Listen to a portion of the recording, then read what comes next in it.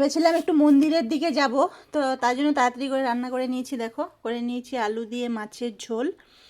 তো বেশ ঝোল করে নিয়েছি। আর কদিন থেকে না আমাদের এখানে বারগুলো একটু অন্যরকম পড়ছে, যার জন্য ডিম টিম হচ্ছে না। এটা করে নিয়েছি দেখো, মটরশুঁটি আলু বিনস দিয়ে একটা মাখা মাখার তরকারি।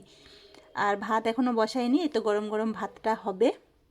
রান্না শেষ, গ্যাস ট্যাস সব পরিষ্কার করে নিয়েছি, খালি ভাতটা বসাবো। আমি বলি একটু গরম গরম ভাত হলে ভালো হয়। এই পাশে বাজে দেখো পুরো দুপুর একটা। আর ওয়েদারটাও খুব সুন্দর, ভালোই রোদ উঠেছে। আর কালকে বানর এসে যা ছিল জিনিসপত্র সব খেয়ে দিয়ে চলে গেছে।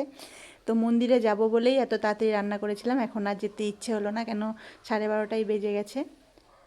তো আজকে দুপুরে ওই তো মাছের ঝোল আর বিনস আলুর তরকারি আর কিছু একটা ভাজা করার ইচ্ছে আছে, ব্যাস এটাই খাবো। আর অবার পড়ছে, বৃহস্পতিবার পড়লো, তারপরে পূর্ণিমা পড়লো, আজকে সংক্রান্তি, এরকম করে করে আর ডিম খাওয়া হচ্ছে না। তাই রোজ দিন মাছটাই হচ্ছে আমাদের ঘরে।